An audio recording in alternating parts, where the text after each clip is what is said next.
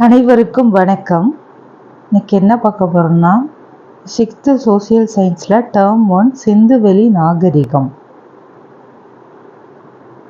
So காலக்கோடு பார்த்துக்கோங்க. உலகின் தொன்மையான நாகரிகங்களில் மெசபடோமியா நாகரிகம் தான் 3500 முதல் 2000 வரை கிமு.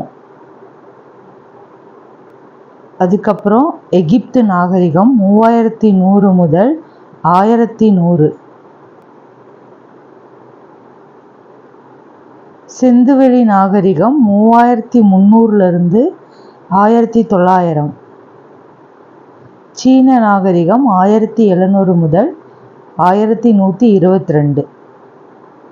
எல்லாமே கிமு தான். ஸோ மேலே குறிப்பிட்ட அனைத்து நாகரிகங்களும் நதிக்கரை நாகரிகங்கள் ஆகும்.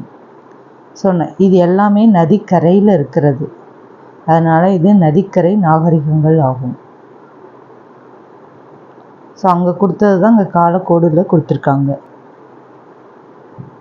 ஸோ ரொம்ப பழமையானது மெசபடோமிய நாகரிகம், சிந்துவெளி நாகரிகம், எகிப்து நாகரிகம், சீன நாகரிகம்.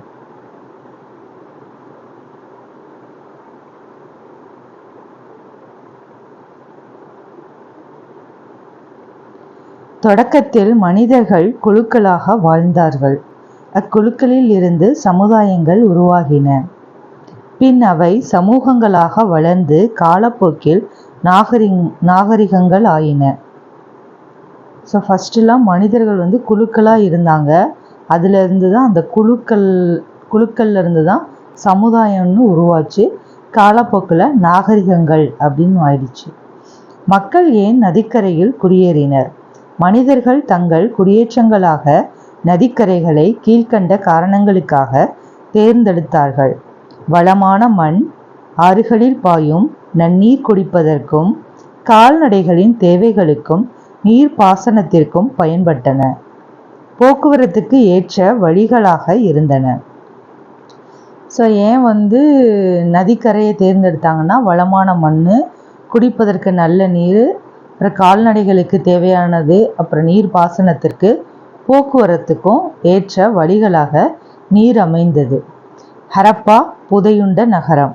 ஹரப்பா நகரத்தின் இடிபாடுகளை முதலில் சார்லஸ் மேசன் என்ற ஆங்கிலேயர் தமது நூலில் விவரித்தார். யாரு? சார்லஸ் மேசன் என்பவர் தான் ஹரப்பா நகரத்தோட இடிபாடுகளை முதலில் தனது நூலில் விவரித்தார்.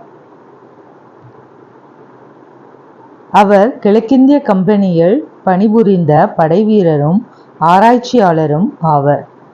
இவங்க கிழக்கிந்திய கம்பெனியில் பணிபுரிஞ்ச படைவீரரும் ஆராய்ச்சியாளரும் ஆவர்.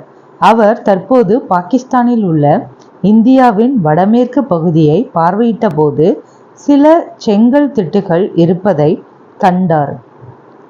அந்த பாழடைந்த செங்கற்கோட்டை உயரமான சுவர்களுடனும் கோபுரங்களுடனும் ஒரு மலை மீது கட்டப்பட்டுள்ளது என குறிப்பிட்டார். இதுதான் ஹரப்பா இருந்ததற்கான முதல் வரலாற்று சான்றாகும். ஸோ ஹரப்பா இருந்ததற்கான முதல் வரலாற்று சான்று என்னதுன்னா, பாழடைந்த செங்கற்கோட்டை உயரமான சுவர்களுடனும் கோபுரங்களுடனும் ஒரு மலை மீது கட்டப்பட்டது. கிபி 1856 பொறியாளர்கள் லாகூரில் இருந்து கராச்சிக்கு ரயில் பாதை அமைக்கும் பொருட்டு நிலத்தை தோண்டிய பொழுது அதிகமான சுட்ட செங்கற்கள் கண்டறியப்பட்டன. அவர்கள் அவற்றின் முக்கியத்துவத்தை உணராமல் அவற்றை ரயில் பாதைக்கு இடையில் போடப்படும் கற்களுக்கு பதிலாக பயன்படுத்தினர். 1856 பொறியாளர்கள் லாகூர்ல இருந்து கராச்சிக்கு ஒரு ரயில் பாதையை உருவாக்குனாங்க. அதை தோண்டும் போது நிறைய சுட்ட செங்கற்கள் வந்தது. அதை ஆராய்ச்சி எதுவும் பண்ணாமல் ரயில் பாதைக்கு இடையில போடப்படுற கல்லை அதை யூஸ் பண்ணிக்கிட்டாங்க. 1920 தொல்பொருள் ஆய்வாளர்கள் ஹரப்பா மற்றும் மொஹஞ்சதாரோ நகரங்களை அகழாய்வு செய்ய ஆரம்பித்தனர். 1856 லாகூர் கராச்சி ரயில் பாதை, 1920 தான் தொல்பொருள் ஆய்வாளர்கள் ஹரப்பா மற்றும் மொஹஞ்சதாரோ நகரங்களை அகழாய்வு செய்ய ஆரம்பித்தாங்க. அப்பொழுது நீண்ட நாள் மறைந்து கிடந்த நகரத்தின் எஞ்சிய பகுதிகளை உலகின் பார்வைக்கு கொண்டு வந்தார்கள். 1924 இந்திய தொல்பொருள் ஆய்வுத்துறையின் இயக்குனர் ஜான் மார்ஷல் ஹரப்பாவிற்கும் மொஹஞ்சதாரோவிற்கும் இடையே பொதுவான அம்சங்கள் இருப்பதை கண்டறிந்தார். ஸோ ஹரப்பாவுக்கும் மொஹஞ்சதாரோவுக்கும் இடையே பொதுவான அம்சங்கள் இருந்ததை ஜான் மார்ஷல் கண்டறிச்சார். அவை இரண்டுமே பெரிய நாகரிகத்தை சார்ந்த வெவ்வேறு பகுதிகள் என்ற முடிவுக்கு வந்தார். ஹரப்பாவிலும் மொஹஞ்சதாரோவிலும் கண்டுபிடிக்கப்பட்டுள்ள மட்பாண்டங்களுக்கிடையே சிறிய அளவு வேறுபாடு இருப்பதை ஆராய்ச்சியாளர்கள் கண்டறிந்தனர். எனவே ஹரப்பா நாகரிகம் மொஹஞ்சதாரோவை விட பழமையானது என முடிவுக்கு வருகின்றனர். ஸோ மொஹஞ்சதாரோவை விட பழசினதுன்னா ஹரப்பா நாகரிகம். நாகரிகம் என்ற சொல் பண்டைய லத்தீன் மொழி சொல்லான சிவிஸ் என்பதிலிருந்து வந்தது. இதன் பொருள் நகரம் ஆகும். தொல்லியலாளர்கள் எவ்வாறு புதையுண்ட நகரத்தை கண்டுபிடிக்கிறார்கள்? அகழ்வாராய்ச்சியாளர்கள் செங்கற்கள், கற்கள், உடைந்த பானை ஓடுகள் போன்றவற்றை ஆராய்ந்து அவை பயன்படுத்தப்பட்ட காலத்தை அறிந்து கொள்கிறார்கள். பண்டைய இலக்கிய ஆதாரங்களை பயன்படுத்துகின்றனர். வான்வழி புகைப்படங்கள் மூலம் புதையுண்ட நகரங்கள் மற்றும் இடங்களின் மேற்பரப்பை கண்டறிந்து கொள்கிறார்கள். நிலத்தடியை ஆய்வு செய்ய காந்தப்புல வருடியை மேக்னெட்டிக் ஸ்கேனர் பயன்படுத்துகின்றனர். எஞ்சிய தொல்பொருட்கள் புதையுண்டு இருக்கின்றனவா இல்லையா என்பதை ரேடார் கருவி மூலம் அறிய முடியும். தொலை நுண்ணுணர்வு முறை. ஸோ இதில் என்ன சொல்லியிருக்காங்கன்னா, தொல்லியலாளர்கள் எப்படி புதைஞ்சு போன நகரத்தெல்லாம் கண்டுபிடிக்கிறாங்க அப்படிங்கிறத பற்றி சொல்லியிருக்கிறாங்க. இந்திய தொல்லியல் துறை ASI archaeological survey of India 1861ஆம் ஆண்டு அலெக்சாண்டர் கன்னிங்ஹாம் என்ற நில அளவையாளர் உதவியுடன் நிறுவப்பட்டது. ஸோ அந்த இந்திய தொழில்துறை 1861ஆம் ஆண்டு அலெக்சாண்டர் கன்னிங்ஹாம் இவர் நில அளவையாளர் உதவியோட நிறுவப்பட்டது. இதனோட தலைமையகம் எங்க இருக்குன்னா புதுதில்லியில் உள்ளது. கால வரையறை. புவி எல்லை தெற்கு ஆசியா. காலப்பகுதி வெண்கல காலம். காலம் கிமு 3300 முதல் 1900 வரை.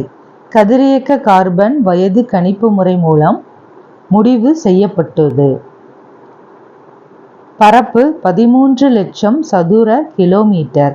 நகரங்கள் 6 பெரிய நகரங்கள். கிராமங்கள் 200க்கும் மேற்பட்டவை. வெண்கல காலம் என்பது மக்கள் வெண்கலத்தால் ஆன பொருட்களை பயன்படுத்திய காலமாகும். தொல்லிய எல்லைகளில் கண்டுபிடிக்கப்பட்ட இடங்கள். தொல்பொருள் ஆய்வாளர்கள் இந்திய எல்லைகளில் ஹரப்பா நாகரிகம் இருந்த இடங்களை கண்டுபிடித்துள்ளார்.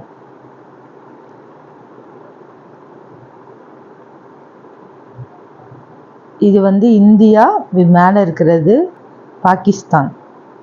ஸோ மொஹஞ்சதாரோ, அம்ரி, கோட்டிஜி, தோலவிரா, லோத்தல், கன்வேரிவாலா, காளிபங்கன், மெட்டதாய், ராகிகர்கி, ஹரப்பா, மந்தா. நகர நாகரிகம். ஹரப்பா நாகரிகம் ஒரு நகர நாகரிகம் எனலாம். அதற்கான காரணங்கள் சிறப்பான நகர திட்டமிடல், சிறப்பான கட்டிடக்கலை வேலைப்பாடு, தூய்மைக்கும் பொது சுகாதாரத்திற்கும் கொடுக்கப்பட்ட அதிக முன்னுரிமை, தரப்படுத்தப்பட்ட எடைகள் மற்றும் அளவீடுகள், விவசாய மற்றும் கைவினை தொழில்களுக்கான திடமான அடித்தளம். ஸோ நகர நாகரிகம் ஏன் சொல்கிறாங்கன்னா, சிறப்பான நகர திட்டமிடல், சிறப்பான கட்டடக்கலை வேலைப்பாடு, தூய்மைக்கும் பொது சுகாதாரத்திற்கும் கொடுக்கப்பட்ட அதிக முன்னுரிமை, தரப்படுத்தப்பட்ட எடைகள் மற்றும் அளவீடுகள், விவசாய மற்றும் கைவினை தொழில்களுக்கான திடமான அடித்தளம். ஹரப்பா நாகரிகத்தின் தனித்தன்மை. சிந்துவெளி நாகரிகத்தின் சிறப்பம்சமே திட்டமிட்ட நகர அமைப்பு ஆகும். நகரம் திட்டமிடப்பட்ட 2 பகுதிகளாக இருந்தது. ஹரப்பா நகரின் திட்டமிடப்பட்ட 2 பகுதிகள்: மேல் நகர அமைப்பு, கீழ்நகர அமைப்பு. மேல் நகர அமைப்பு. நகரத்தின் மேற்பகுதி சற்று உயரமானது, அது கோட்டை எனப்பட்டது. நகர நிர்வாகிகள் இதை பயன்படுத்தினர். பெருங்குளமும் தானிய களஞ்சியங்களும் இருந்தன. கீழ் நகர அமைப்பு. நகரத்தின் கிழக்கு பகுதி சற்று தாழ்ந்த உயரம் உடையது, அதிக பரப்பு கொண்டது, அது பொதுமக்கள் வசிக்கும் இடமாக இருந்தது. மெஹர்கர். சிந்துவெளி நாகரிகத்துக்கு முன்னோடி மெஹர்கர். மெஹர்கர் புதிய கற்கால மக்கள் வாழ்ந்த ஓர் இடமாகும். இது பாகிஸ்தான் நாட்டில் பலுச்சிஸ்தான் மாநிலத்தின் போலன் ஆற்று பள்ளத்தாக்கில் அமைந்துள்ளது. இது தொடக்ககால மனிதர்கள் வாழ்ந்ததாக கண்டறியப்பட்ட இடங்களுள் ஒன்று. மக்கள் வேளாண்மையிலும் கால்நடை வளர்ப்பிலும் ஈடுபட்டதற்கான சான்று இங்கு கிடைத்துள்ளது. கிமு 7000 ஒட்டிய காலத்திலேயே மெஹர்கரில் நாகரிகத்துக்கு முந்தைய வாழ்க்கை நிலவியதற்கான தொல்லியல் சான்றுகள் கண்டுபிடிக்கப்பட்டுள்ளன. சிந்துவெளி நாகரிகத்திற்கு முன்னோடியே மெஹர்கர் தான். மெஹர்கருங்கிறது புதிய கற்கால மக்கள் வாழ்ந்த ஒரு இடமாகும். இது எங்க இருக்குன்னா பாகிஸ்தான் நாட்டில் பலுச்சிஸ்தான் மாநிலத்துல போலன் ஆற்று பள்ளத்தாக்கில் உள்ளது. தெருக்களும் வீடுகளும். தெருக்கள் சட்டக வடிவமைப்பை கொண்டிருந்தன. தெருக்கள் நேராக அமைக்கப்பட்டிருந்தன. அவை வடக்கு தெற்காகவும் கிழக்கு மேற்காகவும் சென்றன. ஒன்றை ஒன்று செங்கோணத்தில் வெட்டிக்கொள்ளும் படியும் இருந்தன. சாலையும் அகலமாகவும் வளைவான முனைகளை கொண்டதாகவும் இருந்தன. வீடுகள் தெருக்களின் இரு ஓரங்களிலும் சீராக அமைக்கப்பட்டிருந்தன. வீடுகள் 1 அல்லது 2 மாடி அடுக்குகளை உடையனவாக காணப்படுகின்றன. பெரும்பாலான வீடுகள் பல அறைகளையும் ஒரு முற்றத்தையும் ஒரு கிணற்றையும் கொண்டிருந்தன. ஒவ்வொரு வீட்டிலும் கழிவறையும் குளியலறையும் இருந்திருக்கின்றன. வீடுகள் சுட்ட செங்கற்களாலும் சுண்ணாம்பு கலவையாலும் கட்டப்பட்டிருந்தன. சூரிய வெப்பத்தில் உலர வைக்கப்பட்ட செங்கற்களும் பயன்படுத்தப்பட்டன. பெரும்பாலான செங்கற்கள் சீரான அளவுகள் உடையதாகவே இருந்தன. கூரைகள் சமதளமாக இருந்தன. அரண்மனைகளோ வழிபாட்டு தலங்களோ இருந்ததை தீர்மானிக்கக்கூடிய சான்றுகள் எதுவும் கிடைக்கவில்லை. கட்டடங்கள் கட்டுவதற்கு ஏன் சுட்ட செங்கற்கள் பயன்படுத்துகின்றன? ஏனென்றால் அவை வலுவானவை, கடினமானவை, நிலைத்து நிற்கக்கூடியவை, நெருப்பை கூட தாங்குபவை, மேலும் அவை நீரினால் கரைவதில்லை. கழிவுநீர் அமைப்பு. ஏறத்தாழ எல்லா நகரங்களிலும் மூடப்பட்ட கழிவு நீர் வடிகால் அமைப்பு இருந்தது. வடிகால்கள் செங்கற்களை கொண்டும் கல் தட்டைகளை கொண்டும் மூடப்பட்டிருந்தன. வடிகால்கள் எல்லாமே ஒரு மூடி வச்சிருந்த மாதிரி இருக்குதான். மூடப்பட்ட கழிவுநீர் வடிகாலா இருந்துதான். இது வடிகால்களை செங்கற்களை கொண்டும் கல் தட்டைகளை கொண்டும் மூடப்பட்டிருந்தன. வடிகால் கழிவுநீர் தேங்காமல் செல்ல வசதியாக லேசான மென் சரிவை கொண்டிருந்தன. கழிவுப் பொருட்களை அப்புறப்படுத்துவதற்கான துளைகளும் சரியான இடைவெளியில் அமைக்கப்பட்டிருந்தன. வீட்டிலிருந்து கழிவு நீர் பல தெருக்களின் கீழ் அமைக்கப்பட்டிருந்த குழாய்கள் மூலமாக முக்கிய வடிகால்களை சென்றடையுமாறு அமைக்கப்பட்டிருந்தது. ஒவ்வொரு வீட்டிலும் திட கழிவுகளை தேக்குவதற்கான குழிகள் இருந்தன. அவை திட கழிவுகளை தேக்கி கழிவு நீரை மட்டும் வெளியேற்றின. பெருங்குளம் மொஹஞ்சதாரோ. இந்த பெருங்குளமானது நன்கு அகன்று செவ்வக வடிவத்தில் அமைந்திருந்த நீர்த்தேக்கம் ஆகும். இது நகரின் நடுவில் அமைக்கப்பட்டுள்ளது. நீர் கசியாத கட்டுமானத்துக்கான மிக பழமையான சான்று எனலாம். இக்குளத்தின் சுவர்கள் சுட்ட செங்கற்களால் கட்டப்பட்டு நீர் கசியாமல் இருப்பதற்காக சுவரிலும் தளத்திலும் பல அடுக்குகள் இயற்கை தார் கொண்டு பூசப்பட்டிருந்தன. ஸோ லீக்கேஜ் எதுவும் ஆகாமல் இருக்க இயற்கையான தாரை கொண்டு பூசியிருக்காங்க. வடபுறத்திலிருந்தும் தென்புறத்திலிருந்தும் குளத்திற்கு செல்ல படிக்கட்டுகள் அமைக்கப்பட்டன. குளத்தின் பக்கவாட்டில் 3 புறமும் அறைகள் உள்ளன. ஸோ வடபுறம் தென்புறம் குளத்துக்கு போக 2 படிக்கட்டு இருக்கு. 3 பக்கத்தில் அறைகள் உள்ளன. அருகில் இருந்த கிணற்றிலிருந்து நீர் இறைக்கப்பட்டு பெருங்குளத்தில் விடப்பட்டது. உபயோகப்படுத்தப்பட்ட நீர் வெளியேறவும் வகை செய்யப்பட்டிருந்தது. தானிய களஞ்சியம் ஹரப்பா. தானிய களஞ்சியம் செங்கற்களால் அடித்தளமிட்டப்பட்ட பெரிய உறுதியான கட்டட அமைப்பு. இவை தானியங்களை சேகரித்து வைப்பதற்காக பயன்படுத்தப்பட்டன. தள வெடிப்புகளில் கோதுமை, பார்லி, திணை வகைகள், எள் மற்றும் பருப்பு வகைகளின் மிச்சங்கள் சிதறி காணப்பட்டன. செங்கற்களால் கட்டப்பட்ட சுவர்களை கொண்ட தானிய களஞ்சியம் ஒன்று ஹரியானா மாநிலத்தில் உள்ள ராகிகர்கியில் கண்டுபிடிக்கப்பட்டுள்ளது. இது முதிர்ச்சியடைந்த ஹரப்பா காலத்தை சார்ந்தது. ஸோ இப்போ லேட்டஸ்டாக ஒரு தானிய களஞ்சியம் எங்கே கண்டுபிடிச்சிருக்காங்கன்னா ஹரியானா மாநிலத்தில் உள்ள ராகிகர்கியில். இது அந்த ஹரப்பா காலத்தை மாதிரியே முதிர்ச்சி அடைந்த ஒரு தானிய களஞ்சியம். மாபெரும் கட்டடங்கள். மொஹஞ்சதாரோவில் இருந்த இன்னொரு மிக பெரும் பொது கட்டடம் கூட்ட அரங்கு ஆகும். இது 20 தூண்கள் 4 வரிசைகளை கொண்ட பரந்து விரிந்த கூடமாகும். ஸோ ஒரு கூட்ட அரங்கம் மாதிரி ஒன்று இருக்குது மொஹஞ்சதாரோவில். அது 20 தூண்கள் 4 வரிசைகளை கொண்டு பரந்து விரிந்து கூடமாக இருக்கிறது. வணிகம் மற்றும் போக்குவரத்து. ஹரப்பா மக்கள் பெரும் வணிகர்களாக இருந்தனர். தரப்படுத்தப்பட்ட எடைகள் மற்றும் அளவைகள் அவர்களால் பயன்படுத்தப்பட்டன. பொருட்களின் நீளத்தை அளவிட அளவுகள் குறிக்கப்பட குச்சிகளை பயன்படுத்தினர். அவர்கள் சக்கர வண்டிகளை பயன்படுத்தினர். ஆரக்கால் இல்லாத திடமான சக்கரங்களை பயன்படுத்தினர். மெசபடோமியாவுடன் விரிவான கடல் வணிகம் நடைபெற்றிருக்கிறது. சிந்துவெளி முத்திரைகள் தற்கால ஈராக், குவைத் மற்றும் சிரியா ஆகிய பகுதிகளை குறிக்கும். ஸோ சிந்துவெளி முத்திரைகள் தற்கால ஈராக்கு, குவைத்து, சிரியா ஆகிய பகுதிகளை குறிக்கும். பண்டைய மெசபடோமியாவில் உள்ள சுமேர் பகுதிகளில் கிடைத்துள்ளமை இது உறுதிப்படுத்தப்படுகிறது. சுமேரியாவின் அக்காடிய பேரரசுக்குட்பட்ட அரசன் நாரம் சின் என்பவர் சிந்துவெளி பகுதியிலுள்ள மெலுக்கா என்னும் இடத்தில் இருந்து அணிகலன் வாங்கியதாக நாரம் சின் குறித்த காவியத்தில் கூறப்பட்டுள்ளது.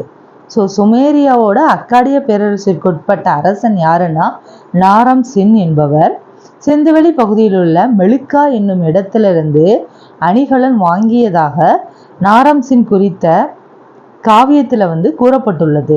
போக்குவரத்திற்காக காளைகளை பயன்படுத்தினர்.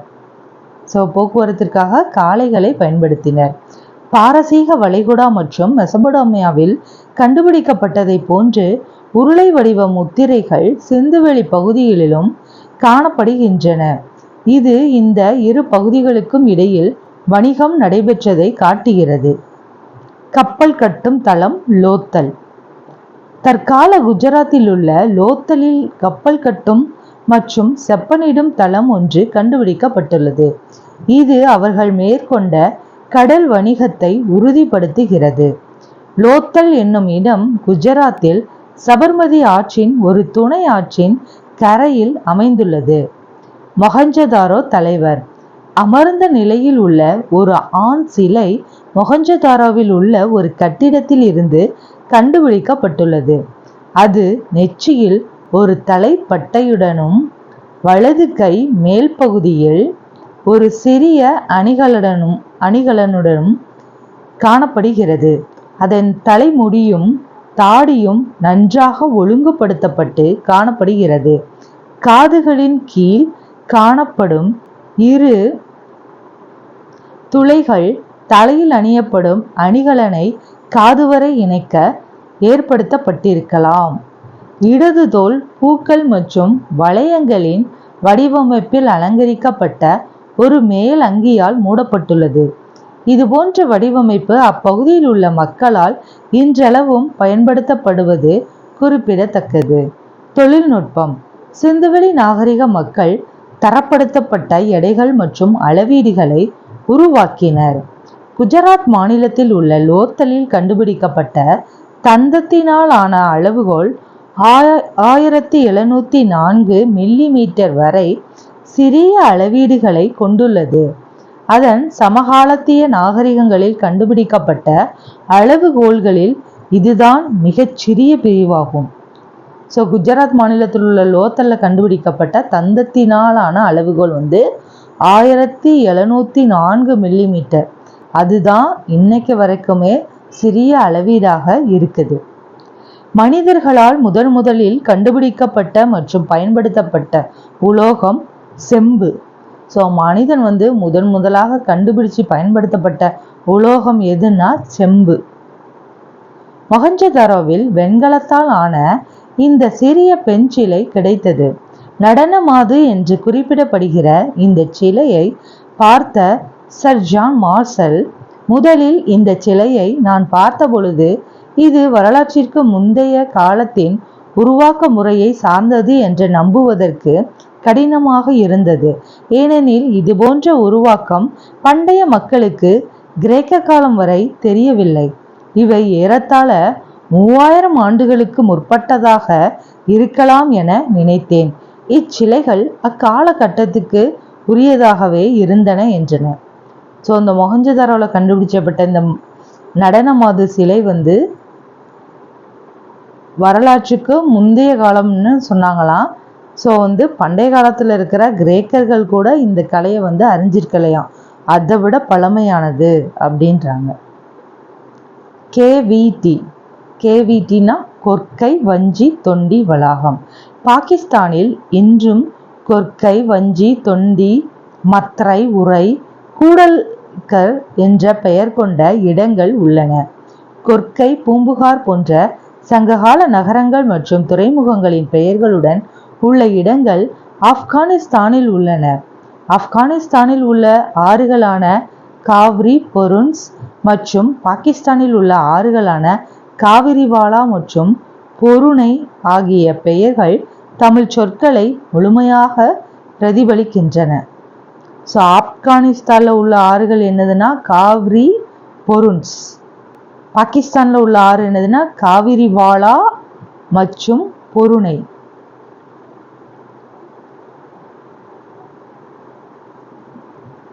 ஸோ மோஸ்ட்லி பார்த்தீங்கன்னா இந்த பாகிஸ்தானு, ஆப்கானிஸ்தானில் ஃபுல்லாமே நம்மளோட தமிழ் பெயர்களில் தான் இருக்குது.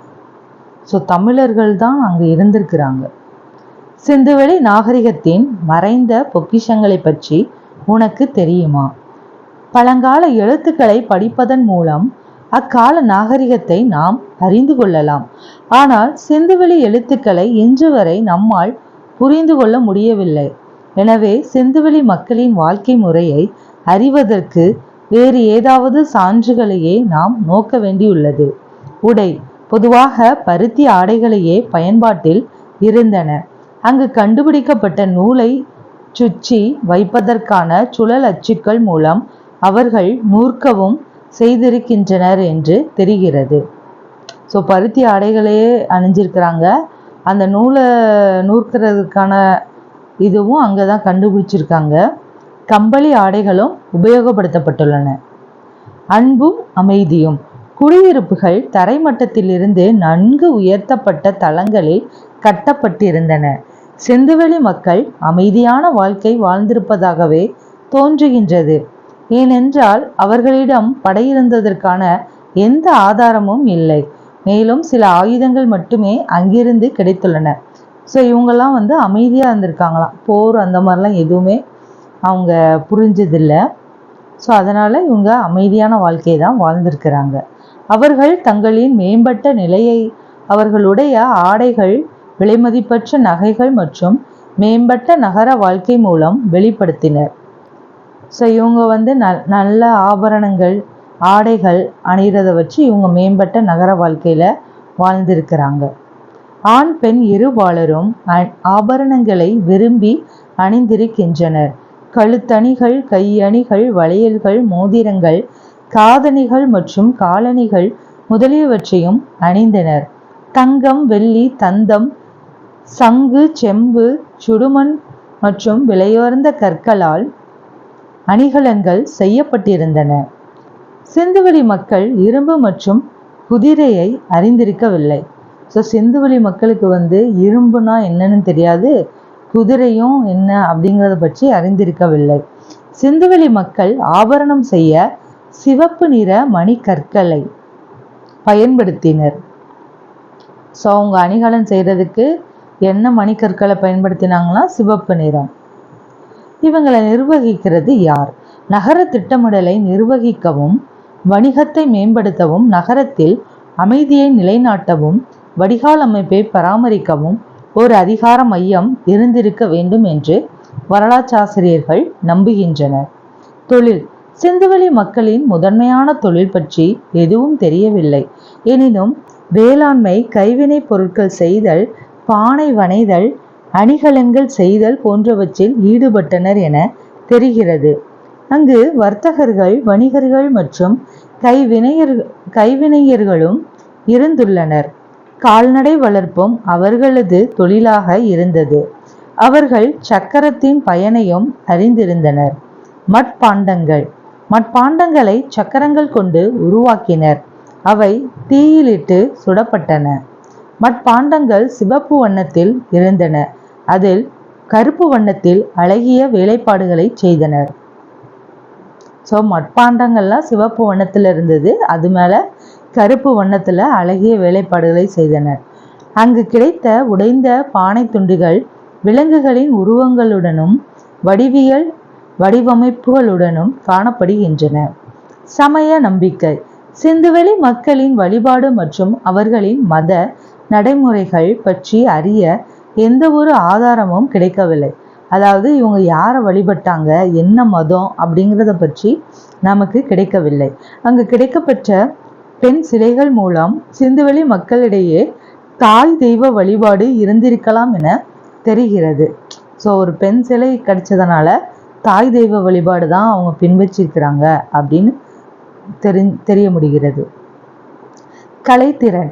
பொம்மை வண்டிகள், தலையையும் கால்களையும் அசைக்கக்கூடிய பசு பொம்மைகள், களிமண் பந்துகள், சிறிய பொம்மைகள், சிறிய களிமண் குரங்கு, சுடுமண் பொம்மைகள், கொட்டைகளை கொறிக்கும் அணில் பொம்மைகள், மண்ணால் ஆன நாய்கள், நடனமாடும் ஆண் பொம்மை போன்றவையும் கிடைத்துள்ளன. சுடுமண்ணால் செய்யப்பட்ட பல்வேறு வகையான பொம்மைகள் மக்களின் விளையாட்டு மற்றும் பொழுதுபோக்கு ஆர்வத்தை காட்டுகின்றன. ஹரப்பா நாகரிகத்திற்கு நடந்தது என்ன? கிமு 1900 ஆண்டில் ஹரப்பா நாகரிகம் சரிய தொடங்கியது. அதற்கு கீழ்கண்டவை காரணங்களாக அமைந்திருக்கலாம். ஆற்றின் கரையில் உள்ள அதன் நகரங்களில் அடிக்கடி ஏற்பட்ட வெள்ளப்பெருக்கு.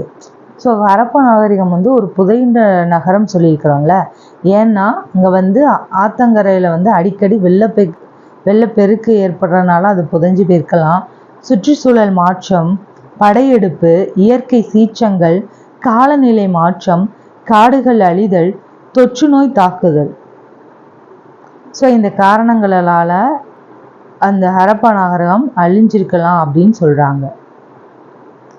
முதல் எழுத்து வடிவம் சுமேரியர்களால் உருவாக்கப்பட்டது.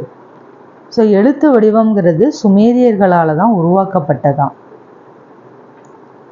மொஹஞ்சதாரோவில் தொல்பொருள் ஆராய்ச்சி நடைபெறும் இடம் உலக பாரம்பரிய தளமாக யுனெஸ்கோ அமைப்பால் தேர்ந்தெடுக்கப்பட்டுள்ளது. ஸோ மொஹஞ்சதாரோவில் தொல்பொருள் ஆராய்ச்சி நடைபெறும் இடத்தை உலக பாரம்பரிய தளமாக யுனெஸ்கோ தேர்ந்தெடுக்கப்பட்டுள்ளது. சிந்துவெளி நாகரிகம். பொதுவான உண்மைகள்.